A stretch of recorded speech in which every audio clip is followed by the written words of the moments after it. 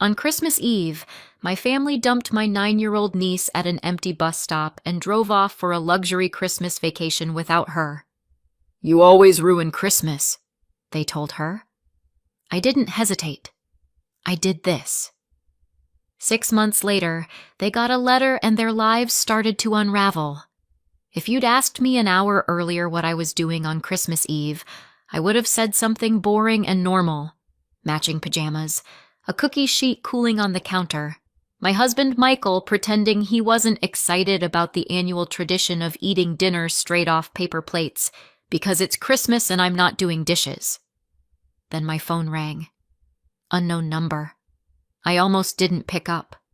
Unknown numbers are either scams or people trying to talk to you about your car's extended warranty. I don't even have a car worth extending. I answered anyway, because Christmas Eve makes you stupidly optimistic, like maybe this time the universe is calling to say, "Surprise, you're getting a break." "Hello?" There was a hitch of breath on the other end, a small sound, like someone trying not to cry and failing at it. "Aunt Anna?" My stomach dropped so fast it felt like I'd swallowed the floor. "Sophie?" I said, already standing, already walking toward the living room window like I could see her through it. "Sophie, honey, where are you?" She was my niece, 9 years old. The kid who always hugged too hard and said sorry when you handed her a glass of water, like existing was something she owed you for. She sniffed. I'm at a bus stop." "A bus stop?" My voice came out too loud. Michael looked up from the couch, remote frozen in his hand. "What bus stop?" "I don't know. It's dark. There's a sign.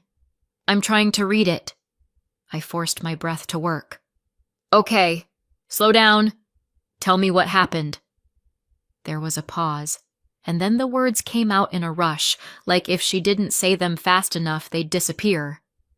"Mom dropped me here." My brain tried to reject that sentence, like a computer refusing a corrupt file. "Kayla dropped you where?" I said. Kayla, my younger sister, was the kind of person who could turn any situation into a performance. Tears on cue. Smiles like a weapon.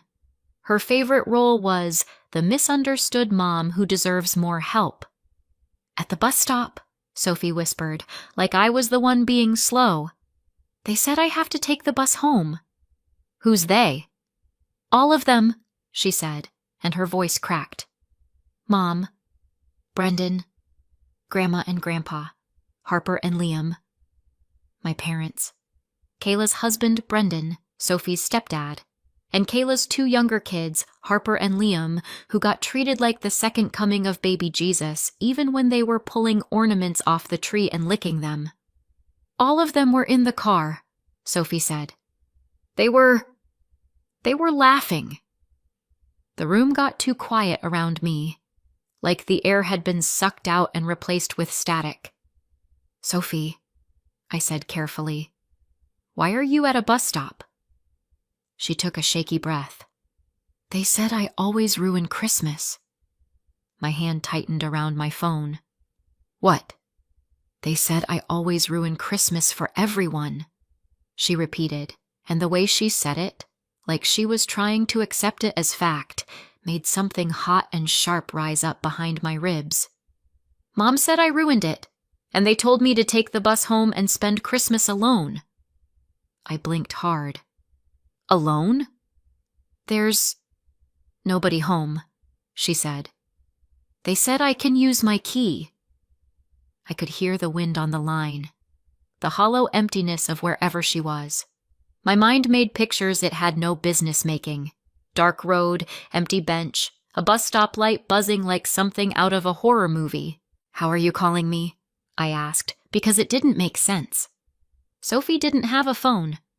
Kayla claimed she didn't believe in kids being glued to screens, which was hilarious since Kayla was surgically attached to hers. "A lady let me use hers," Sophie whispered. I remembered your number." That hit me like a punch. My number. From babysitting days. From all those times I'd tried to be the extra adult in Sophie's life because the one assigned to her by biology kept treating her like an inconvenient receipt. Okay, I said. Stay with her. Stay right there. Do you see a store? A building? Anything? There's nothing, she said. Just a road, and a sign, and a bench. Read me the sign. She sniffed and mumbled, then tried again. It says Pine something, Pine Ridge, and Route 16. I pulled up maps with shaking fingers. My eyes flicked wildly across the screen. Pine Ridge. Route 16. My phone offered me 3 Pine Ridges, and none of them were places you wanted a 9-year-old waiting alone. Sophie, I said, trying to keep my voice from snapping in half. I'm coming to get you. No, she blurted. Please don't call Mom. I started, but she cut me off, fear spilling out. She'll be mad. She'll be really mad. She told me not to. She told me to go home and... Her voice got small again. She said I ruin everything. I closed my eyes. There it was, the thing that had been hovering at the edge of my awareness for years. Not a bruise, not a dramatic headline, just a kid who believed she was the reason holidays went bad. Listen to me, I said, and I didn't care that Michael was watching, that my voice had gone low and dangerous. You didn't ruin anything. Do you hear me? There was a pause. Okay, Sophie whispered, but it sounded like she didn't believe me. Put the lady on, I said gently. Can I talk to her? A muffled movement. A new voice. Adult. Female. Wary. Hello? Hi, I said, forcing myself into calm. My name is Anna. I'm Sophie's aunt. Thank you for letting her use your phone. Where exactly are you? The woman hesitated. We're at the stop near Pine Ridge. There's no one out here. I was driving by and saw her sitting there crying. I didn't want to leave her. My throat tightened. You did the right thing. Can you stay with her for a few more minutes? I'm coming right now. I can, she said, voice firm now. I'm not leaving her. Thank you, I breathed. Thank you so much. I took the phone back to Sophie. I'm on my way, I told her. Stay with her. I'll be there as fast as I can. Aunt Anna? Yeah, honey. Am I bad? She whispered. I swallowed hard. No, I said. You're not. And then I hung up, because if I stayed on the line any longer, I was going to say something that would make Michael snatch my keys out of my hand and ground me like a teenager. Michael was already standing. Where is she? Bus stop, I said, grabbing my coat. Middle of nowhere. Kayla left her. Michael's face did something complicated and ugly. He didn't ask if I was sure. He didn't say maybe there's a misunderstanding. He didn't offer a calm, reasonable alternative like, let's wait and see. He just said, I'm coming. I'm driving, I snapped automatically. Fine, he said. Then I'm navigating, and I'm bringing a blanket. He moved fast. Not frantic, not flailing, just purposeful. Like the moment he understood a child was alone, something in him clicked into place. We were out the door in under 2 minutes. Cookies forgotten. Christmas music still playing in the living room like a cruel joke. In the car, my hands were tight on the steering wheel, knuckles pale. Halfway there, my phone buzzed. Kayla. I stared at it like it was a live grenade. Sophie had begged me not to call her, and I hadn't. But Kayla calling me on Christmas Eve wasn't normal unless she wanted something. I answered on speaker because if I held the phone, my hands might shake. Anna! Kayla's voice was bright. too bright. "Merry Christmas Eve! What are you doing?" I tasted blood where I'd bitten the inside of my cheek. "Driving," I said. "How's your trip?" A little laugh. "Oh, wow, it's amazing. The kids are so excited. How's Sophie?" I asked, like I was asking about the weather, like I wasn't seconds away from tearing my own hair out. A pause, just long enough. Kayla sighed theatrically. "Ugh, don't even. She was a nightmare." My stomach twisted. Michael's gaze snapped to me, sharp. "What do you mean?" I said. "She was pouting and whining and acting like everything is about her," Kayla said, as if she was describing a grown adult at a work party. "She ruined the whole vibe." There it was again. Ruined. Like Sophie was a spilled drink you couldn't scrub out. "So," Kayla continued breezily, "we sent her home." I blinked. "You sent her home?" "Yeah," she said, as if I was being dramatic. "She's 9. She has a key. There's food in the fridge. She can manage. It's not like we abandoned her in the woods." My grip on the wheel tightened so hard my fingers hurt. "What bus did she take?" I asked, still playing calm, because Sophie was right. Kayla would be furious if she knew. "Whatever one goes back," Kayla said. "There's a direct bus. It's fine." "And Mom and Dad were okay with that?" I asked. Kayla laughed like I'd told a joke. "Mom said it was about time someone taught her consequences. Dad didn't want to deal with the drama. Brendan's relieved. And honestly, Harper and Liam are having a way better time without her sucking all the attention." I tasted something metallic. Rage. Disbelief. The kind of anger that's so clean it feels cold. "Kayla," I said, voice steady by sheer force, "you sent a 9-year-old home alone on Christmas Eve." "She wasn't home alone," Kayla snapped suddenly, irritation slipping through. "She was on a bus. Don't ruin this for us, Anna. It's Christmas." I stared at the road. "Right," I said quietly. "Merry Christmas." Then I hung up. Michael didn't speak for a full minute. He just stared forward like he was memorizing the shape of my sister's voice so he could hate her properly later. Finally, he said, "She thinks Sophie is already home." "I know," I whispered. We drove faster.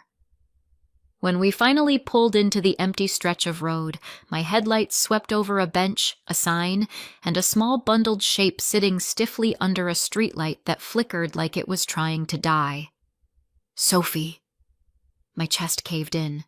I slammed the car into park and got out before the door was fully open.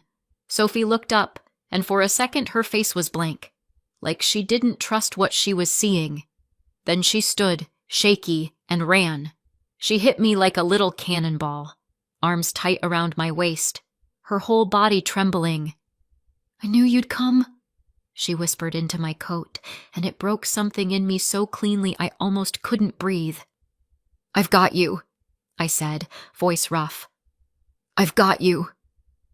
Behind her, the woman who'd lent the phone stood with her arms crossed, jaw tight like she'd been ready to fight anyone who showed up and didn't have good intentions. "Thank you," I told her, eyes stinging. She nodded once. "Don't thank me. Just don't leave her there again." "I won't," I said, and for the first time that night, I meant it like a vow. In the car, Sophie sat wrapped in the blanket Michael had brought. She stared at her hands like they didn't belong to her. "You're spending Christmas with us," I said, keeping my voice light, like this was the plan all along. "Okay?" Sophie's eyes flicked up. "But Mom said—" "I don't care what she said," I cut in, immediately softening when Sophie flinched. "Sorry, you're with us tonight." The rest of the drive was quiet. Sophie's breathing gradually slowed. Her shoulders unclenched a fraction. When we got home, the house smelled like sugar and cinnamon and the life we were supposed to be having tonight. We got Sophie warm, We got her fed. We got her settled on the couch with a blanket and a mug of cocoa she held with both hands like it was keeping her upright. And then, in the soft quiet of our living room, she said it again. They said I ruined Christmas. I sat beside her and stared at the twinkling lights on our tree. Somewhere else, my sister was sipping something expensive and laughing. And Sophie was sitting on my couch, trembling like she'd been dropped into a world that didn't want her. I watched her eyelids droop. I watched her fight sleep like it was dangerous. I tucked the blanket higher around her shoulders, and I made a decision so sharp it felt like a click. They didn't know it yet, but Christmas Eve wasn't the end of this. It was the beginning. Favoritism doesn't always look like a villain twirling a mustache and cackling over a cauldron of child neglect. Sometimes it looks like a family photo where you're always the one told to move to the side so the little ones can be in the middle. Sometimes it's a birthday cake with candles you blow out alone because your sister is too tired, but somehow has enough energy to open her presents first. Sometimes it's being 13 and standing in the hallway in socks while your parents take your younger sister out for ice cream because it's more for younger kids. Kayla was 3 years younger than me, and she learned early that the world bent for her if she made the right face. My parents weren't monsters. They didn't hit me. They didn't lock me in a closet. They did something worse in a quieter way. They made me feel like I was optional. Kayla was the favorite, not in a subtle way either, in a way that felt like a running joke everyone understood except me. I tried for years to earn what she got for free. Good grades, perfect chores, being easy, being grateful, being invisible. It didn't matter. Eventually, I stopped trying. Not because it didn't hurt, but because hope is expensive, and I was tired of paying for it.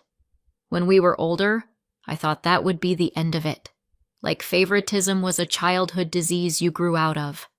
Then Kayla got pregnant. She was barely out of high school, still living at home.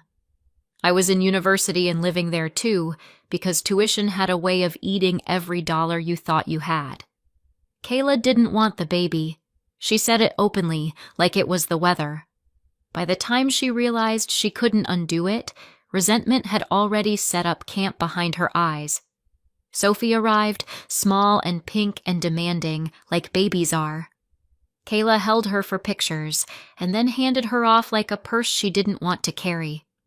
My parents were still working. Kayla was still Kayla. So the baby ended up with me.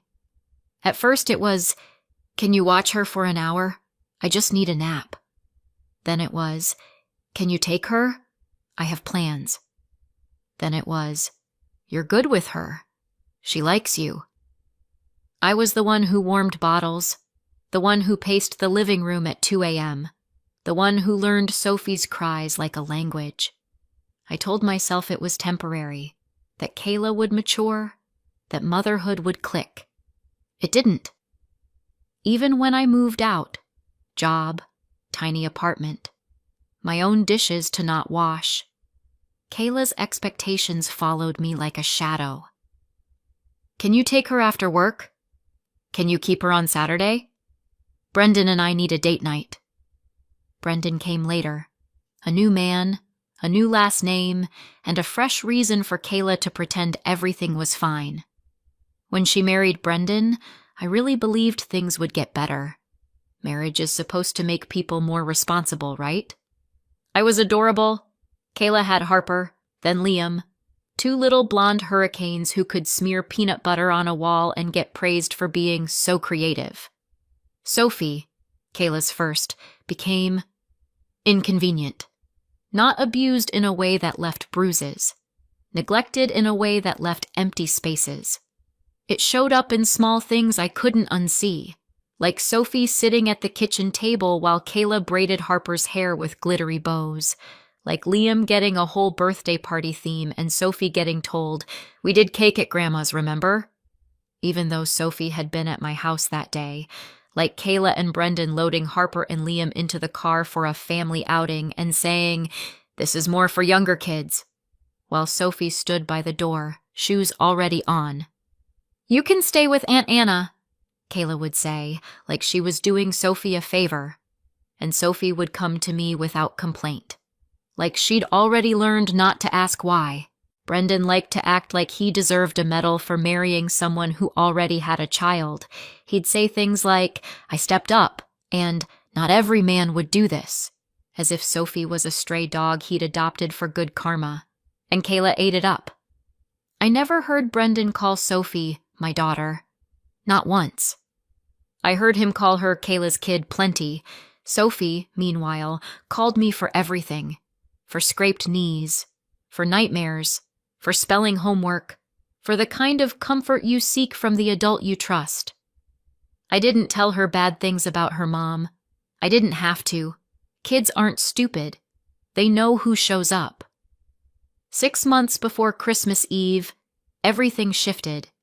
It was a family dinner, one of those sticky sweet nights where everyone pretends they're fine because there's pie and witnesses.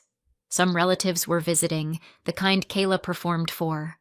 Sophie was quiet all evening. Not peaceful quiet. Held-in quiet.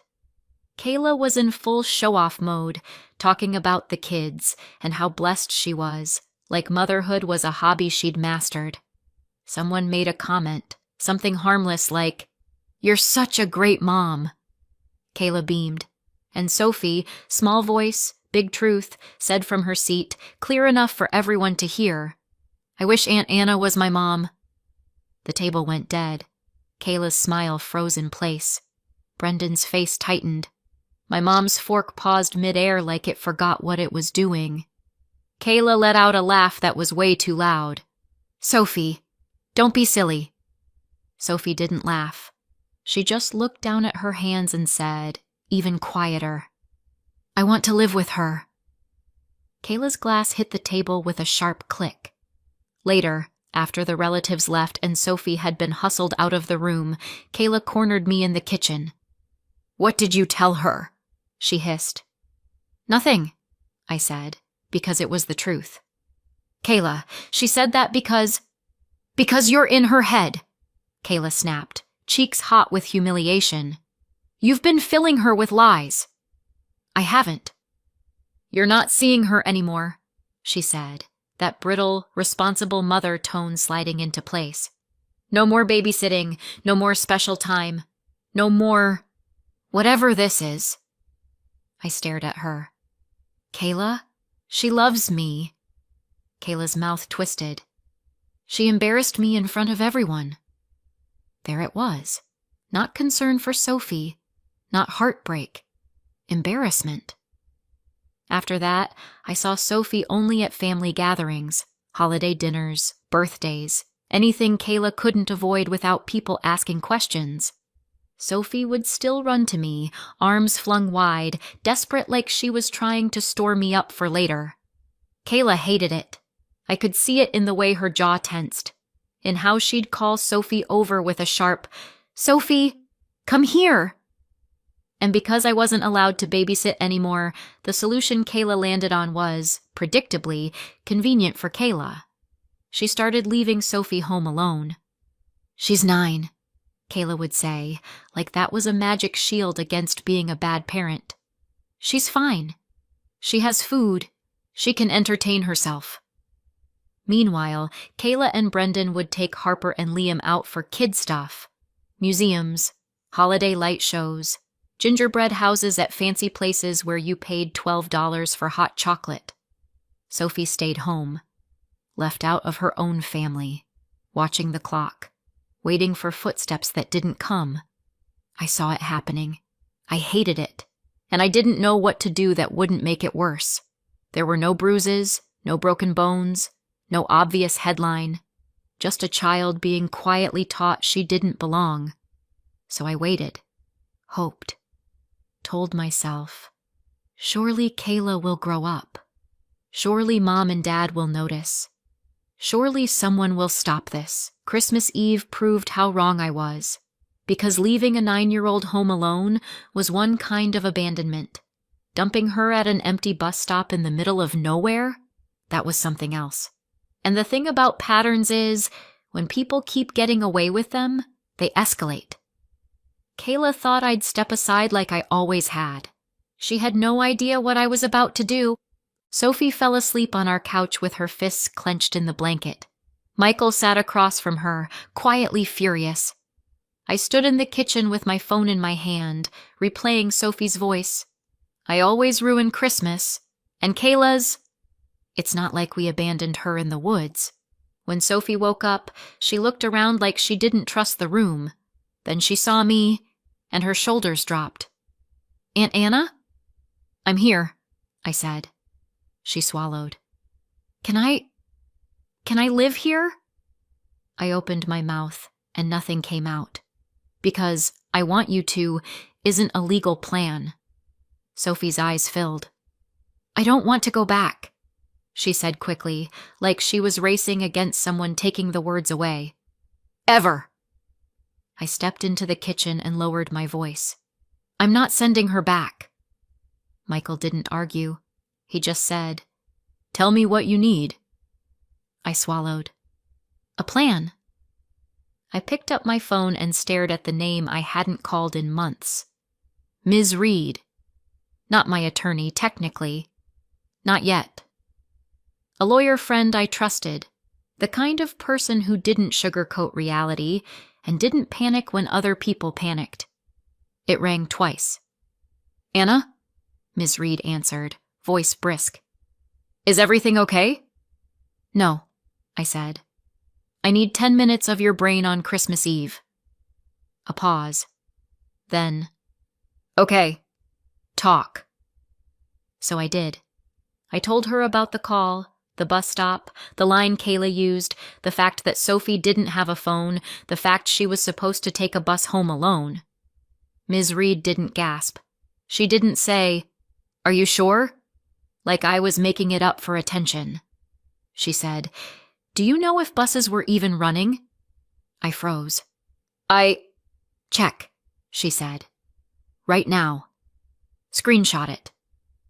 So I did. I pulled up the transit page for the route Sophie had described, the one Kayla had claimed was direct. And there it was, in cheerful holiday font. No service. Christmas Eve. Evening. My stomach turned over. There hadn't been a bus. Not at that time. Not out there. They hadn't sent her home. They had left her. I heard myself inhale sharply, like the air was suddenly colder. Ms. Reed's voice came through the phone. "Anna?" "No buses," I said, voice flat. "There were no buses." "Okay," Ms. Reed said, and her tone shifted, still calm but steel underneath. "That's important. Now listen. Document everything. And you need to report this. Police and CPS." My heart pounded. "Tonight?" "Tonight," she confirmed. "And Anna, do not get pulled into a family fight. Keep your communication clean. Stick to facts. Let the system do its job." I stared at Sophie again. She was rubbing her eyes, small and exhausted. "Okay," I whispered. After that, we moved fast. Not dramatic, not screaming, just decisive. I went to the police station first because it was open, and because my hands needed to do something real. I gave a statement to an officer whose name I didn't catch because I was too busy trying not to explode. I told the truth. All of it. The phone call. The location. The ruined Christmas line. The no bus confirmation. Then I called CPS and made the report, answering questions that made my stomach twist because saying the words out loud made them more real. Yes, the child had been left alone. Yes, the guardians had left town. Yes, the child was safe with me now. Yes, I could keep her safe. I hung up and felt like I'd stepped off a cliff. Sophie slept in our guest room that night. Michael put a nightlight in there without a word. I didn't sleep. I lay in bed staring at the ceiling, replaying every moment I'd ever dismissed as not my place. For the next 4 days, I kept waiting for the call. Not the angry one, not the performative one, the panicked one. The one that starts with, "Where is she?" The one a normal parent makes the second they realize their kid isn't where they left her. It never came. Day 1, nothing. Day 2, nothing. Day 3, still nothing. Sophie was in my house, eating, showering, whispering apologies when she didn't need to, while her own family enjoyed their vacation like they hadn't left a 9-year-old behind. On day 4, my phone rang. Kayla. I let it go to voicemail. Her message came through sharp and rattled, the holiday cheer gone like someone had flipped a switch. Anna, call me. Sophie isn't here. She's not at the house. Do you know where she is? Not, is she okay? Not, did something happen? Just, where is she? Like Sophie was a missing purse. I called Ms. Reed. She told me, do not answer her directly. Let CPS handle this. Not long after, Ms. Levis, the CPS worker assigned, called and confirmed what I already felt in my bones. A case was open. Placement was being discussed. Interviews were coming. And yes, Kayla would be contacted. Not by me. By the consequences she'd tried to dodge. For a couple of days after that, Kayla didn't suddenly turn into a worried mother. She turned into what she always was when she felt cornered. Loud. When she finally learned Sophie was safe with a relative, the switch flipped. It wasn't panic. It was outrage. Accusations. Dramatic language. The kind of anger that's less about Sophie and more about control. Messages started coming in, one at a time, spaced out just enough to feel deliberate. What did you do? You had no right. You're trying to ruin my life. You're turning my daughter against me. I didn't answer. Then there was silence. Not the peaceful kind. The kind where you can almost hear someone recalculating. A few days later, Kayla's tone changed again. Not softer, just colder. A message came through, shorter and sharper. Fine. Keep her. She wanted you anyway. And then another, because she couldn't resist twisting the knife. Don't come crying to me when you can't handle her. She ruins everything. I stared at my phone until the screen dimmed. Ms. Levis scheduled calls and meetings. Kayla missed one. Brendan missed another. My parents didn't respond to a request for an interview until days later. No one sounded like people desperate to get Sophie back. They sounded like people angry their mess had been seen and relieved someone else was carrying it. By the time Ms. Reed said the words temporary placement, something inside me unclenched. Sophie was still here. Legally here.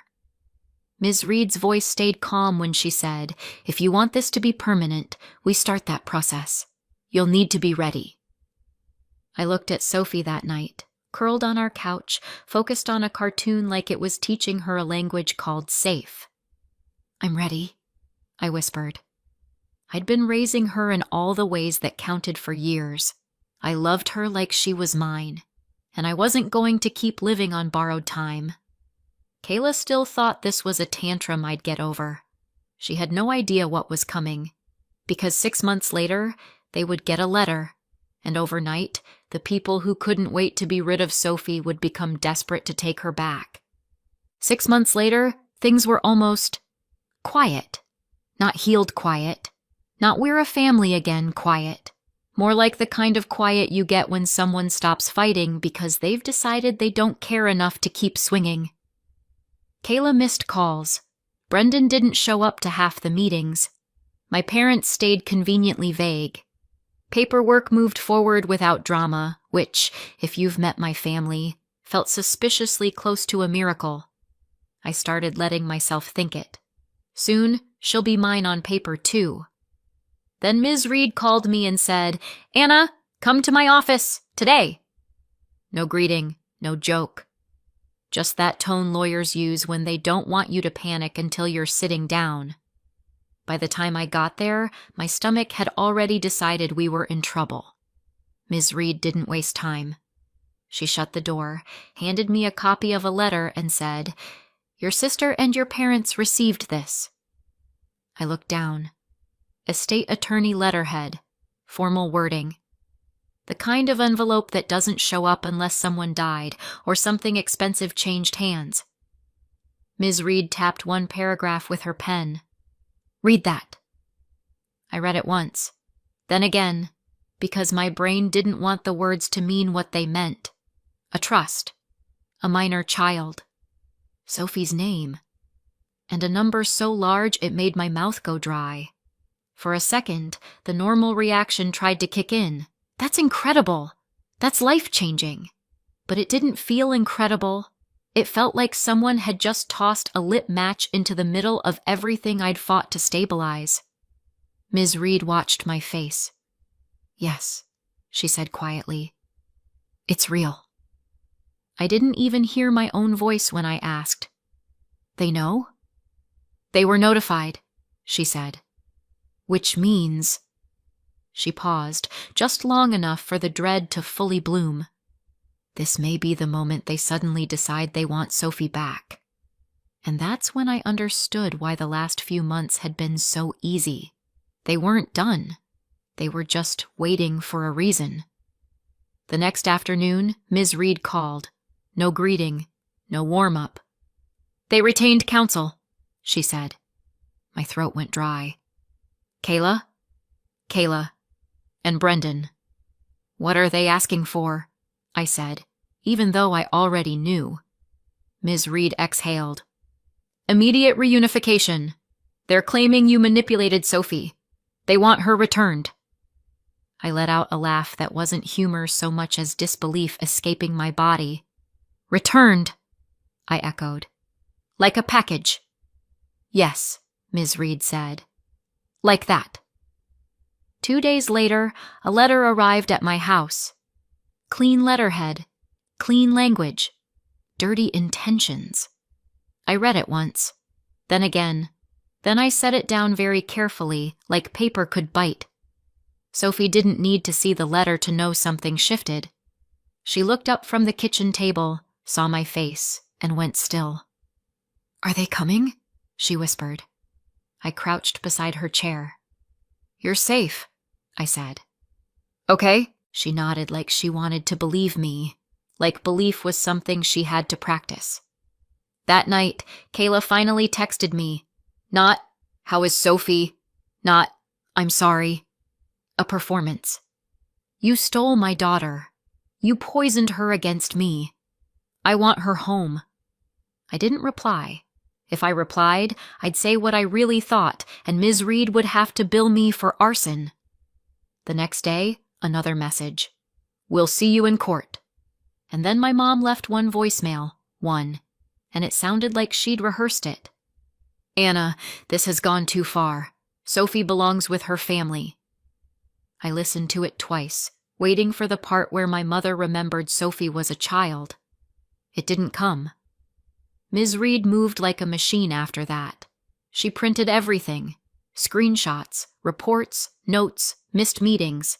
She stacked Kayla's words in neat rows where no one could pretend they were misunderstandings. "Fine. Keep her. She wanted you anyway. Don't come crying when you can't handle her. She ruins everything." Ms. Reed tapped the papers. "This is why I told you to keep receipts." My hands were cold. What if the judge believes her? Ms. Reed didn't blink. Kayla wrote her motive down. She just didn't realize she was doing it. On the day we went in, Sophie stayed home. I didn't want her sitting in a room where adults argued about her like she was property. She'd had enough of that for a lifetime. Before I left, she grabbed my sleeve. "Do I have to go back?" she asked, so quiet it barely counted as a voice. I crouched and looked her in the eyes. "No," I said. "Not if I can stop it." That was the whole point. The hearing wasn't a movie. No speeches, no gasps. Just Kayla in her best concerned mother costume. Brendan acting like he'd always cared. My parents looking wounded, and Ms. Reed, calm and relentless, letting Kayla's own messages do the damage. Kayla tried to paint me as obsessive. Ms. Reed slid forward the screenshot where Kayla told me to keep Sophie. Kayla tried to claim she'd always been involved. Ms. Reed pointed to the no-shows, the missed calls, the 4-day silence where nobody even noticed Sophie was gone. Kayla's face tightened when she realized the story wasn't "my sister stole my child." It was, "I didn't want her until she became valuable." The decision came later, on paper. An envelope, a court order, dry words that changed everything anyway. Ms. Reed called me first. "Anna," she said, voice softer than usual. "It's done." When I got home, Sophie was in the hallway watching my face like it was the only answer that mattered. I didn't make her wait. I knelt down and nodded. Her breath hitched. She didn't smile. Not right away, like she didn't trust happiness to stay. Then she threw her arms around my neck and sobbed like her body had been holding its breath for 9 years. "I'm staying," she choked. "You're staying," I said into her hair. "You're home." And all I could think was, so this is what it looks like when people try to buy back what they threw away. Too late. A year later, the house is still the same on the outside. Inside, it isn't. Sophie has her own room now, hers, not for now. The adoption is final. The court order is final. And no, Kayla doesn't get visitation. Brendan doesn't either.